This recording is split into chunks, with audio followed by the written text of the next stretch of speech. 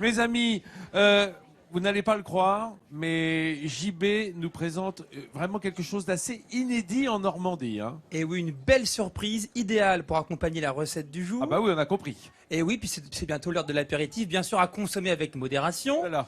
Tout de même, mais en tout cas, effectivement, on va découvrir le travail d'un viticulteur normand à quelques mètres d'ici de notre plateau, sur la commune de Sainte-Adresse. Ludovic Messier a planté 1000 mètres carrés de vignes. Alors à quelques kilomètres d'ici, dans une autre commune, il a planté aussi 2,5 hectares de vignes, du chardonnay toujours.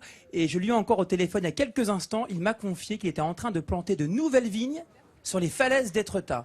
Aïe. Vous rendez-vous compte? Wow. Et oui, alors son défi pour les 500 ans du Havre, produire 500 bouteilles de vin blanc ou pourquoi pas un vin pétillant. La question, ça dépendra bien sûr de la qualité du vin, des vignes et puis de la récolte. Et donc justement, pour la taille des vignes, il a été aidé par un grand vigneron de Champagne. Il est venu ici en Normandie pour lui prodiguer ses conseils. On regarde cette belle rencontre. Je vais couper celui-là. Voilà, bien. Bon. Bien. Non. Pas facile à comprendre ce premier cours de taille de vigne. Jean-Marie Tribault est venu de sa Champagne natale pour transmettre son savoir à ses apprentis vignerons. On va le faire sur tout un rond parce qu'il faut que j'arrive à... Rappelez-vous, en juin 2014, Ludovic Messier et son équipe se lançaient dans un projet fou. Planter 375 pieds de vigne sur les coteaux de Sainte-Adresse. 2 ans et demi plus tard, il faut renforcer la plantation. L'expérience de ce viticulteur est très précieuse.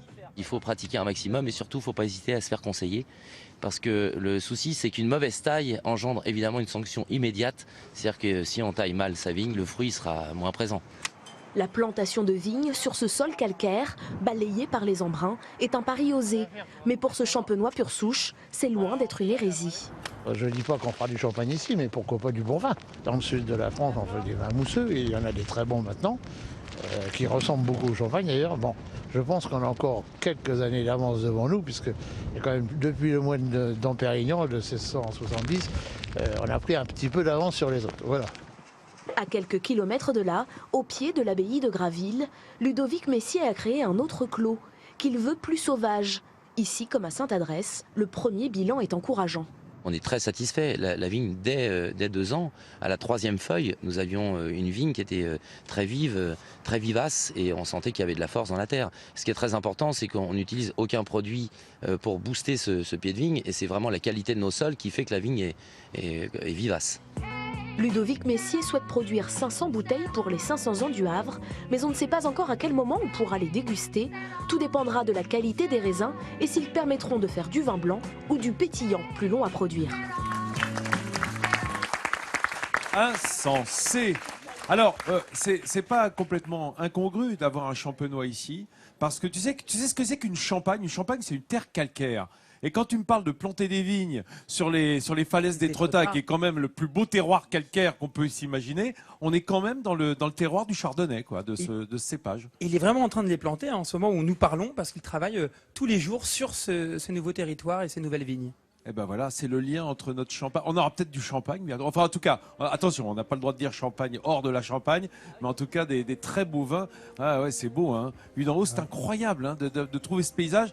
Encore un des effets bénéfiques du réchauffement climatique. S'il y en a un au milieu de tout le bins que ça met, ben, c'est celui-là, peut-être, d'avoir du vin. Vincent, rendez-vous pour les vendanges? Ah bah oui, on le souhaite, hein, vraiment, pour ce 500e anniversaire de la ville du Havre, qu'il y ait les 500 bouteilles pour que les Havrais puissent en profiter. Ils attendent, hein. Ils sont fiers, en fait, d'avoir du vin sur leur terroir, les Havrais, non ? Oui, je crois. Ils sont circonspects en attendant. Puisqu'on est dans la région, qu'on est vendredi, ce week-end, on aime bien nous regarder France 3 Normandie le week-end. Qu'est-ce que tu nous proposes, JB ? Eh bien, l'émission Histoire de se balader à 12h50 sur France 3 Normandie, direction Granville.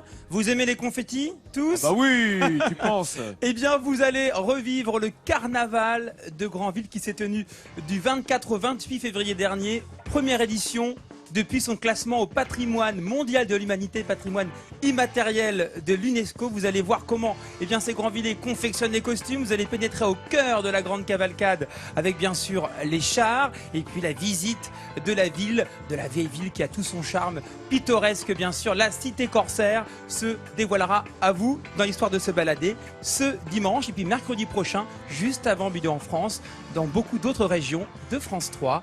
Nord, Pas-de-Calais, Alsace, Champagne-Ardenne. Moi, je pense à une autre cité corsaire où on était il n'y a pas si longtemps en février, à Dunkerque.